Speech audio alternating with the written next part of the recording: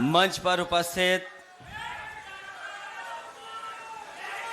श्रीमती सुनीता केजरीवाल जी, पंजाब के मुख्यमंत्री भगवान मान जी, उपस्थित संजय सिंह जी, बहुत ही वरिष्ठ नेता आदरणीय डॉक्टर डी राजा जी, बहुत ही वरिष्ठ नेता येचुरी जी, सीताराम येचुरी जी। जब मैं बोल रहा था उस समय जनता दल यूनाइटेड के नेता, आरजेडी के नेता मनोज झा जी, टीएमसी के नेता डेरिक जी और बड़ी संख्या में सभी दलों के नेता जो इस कार्यक्रम में उपस्थित हैं, मेरे सामने बैठे हुए तमाम वो लोग जो अन्याय के खिलाफ लड़ने आए हैं, सभी हमारे बुजुर्ग कार्यकर्ता साथी, पत्रकार बंधुओं, इससे पहले भी हम लोग दिल्ली में मिले थे और उस समय भी हम लोगों ने अरविंद केजरीवाल जी के पक्ष में एक बहुत बड़ी सभा की थी। उस समय भी यही कहा था कि उनके साथ अन्याय हो रहा है। ऐसा अन्याय कि एक मुख्यमंत्री जो जनता के लिए काम कर रहा था, केवल अपने पॉलिटिकल स्वार्थ के लिए उन्होंने अन्याय किया है। केवल एक संदेश देने के लिए कि वो कितने ताकतवर हैं। उन्हीं ताकतवर लोगों को मैं कहना चाहता हूं कि लोकतंत्र में सबसे बड़ी ताकत अगर किसी के पास है, वो जनता के पास है। जनता ही सर्वोपरि है। हाल में जो चुनाव हुए हैं, ये अलग बात है कि जो लोग कहते थे 400 पार, उन लोगों को जनता ने बहुमत नहीं दिया। और जिस प्रदेश से हम लोग आते हैं, उत्तर प्रदेश में, जहां वो दावा करते थे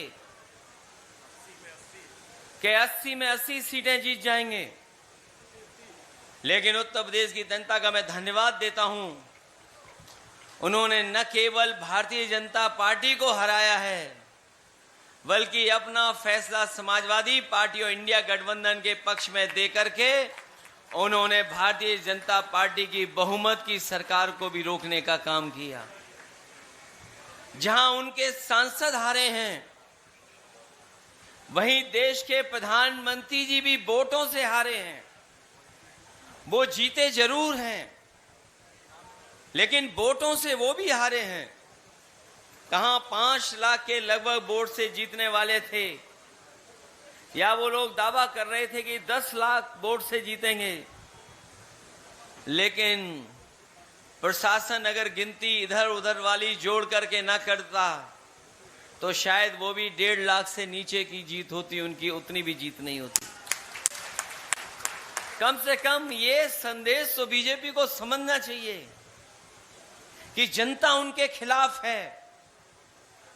और हमें खुशी इस बात की है, आप पार्टी के कार्यकर्ता, नेता, अगर उनके नेता जेल भी चले गए हों, लेकिन आप पार्टी के नेताओं के और कार्यकर्ताओं का मनोबल नीचे नहीं हुआ है।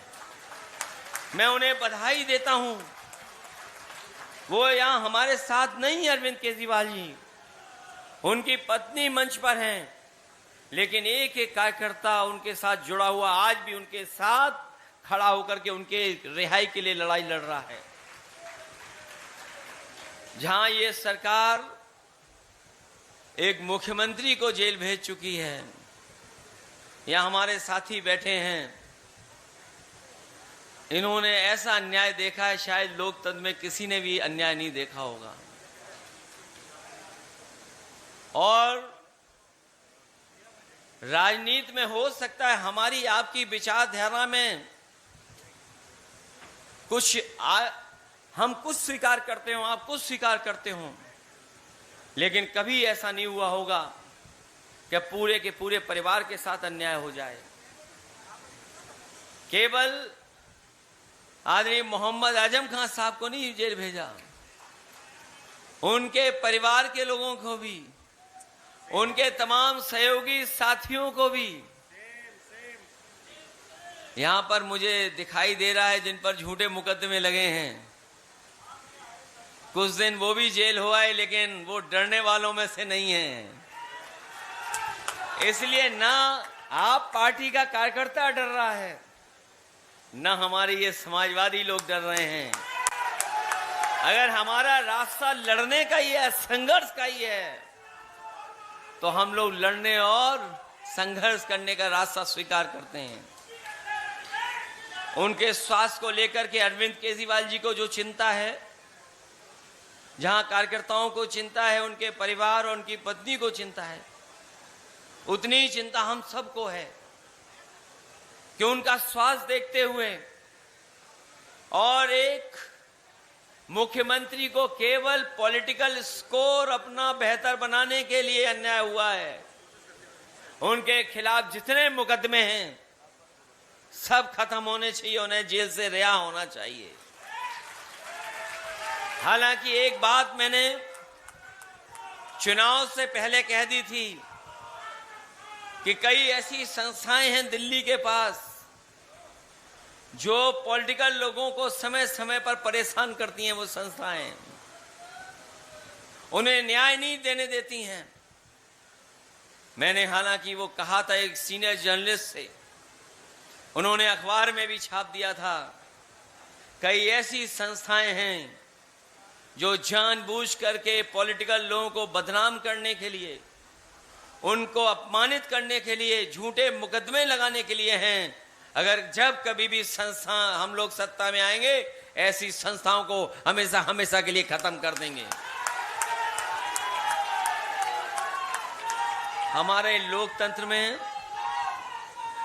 किसी को झूठा फंसाना नहीं लिखा है, हमारे संविधान में झूठा फंसाना नहीं लिखा है, लेकिन बीजेपी का पता नहीं कौन सा संविधान है जिससे झूठा फंसा देते हैं। न जाने कौन से सेक्शन में ये व्यवस्थाएं बना देते हैं। इसलिए हमारी लड़ाई और हम आपका हमेशा साथ देते रहेंगे। आप अच्छे दिन में भी होंगे, दुख तकलीफ में भी होंगे, तो हम समाजवादी लोग आपके साथ खड़े दिखाई देंगे। मैं आपको इस संघर्ष के लिए बधाई देता हूं। मैं आपके पार्टी के लोगों को धन्यवाद देता हूं कि उन्होंने मौका दिया है आने का।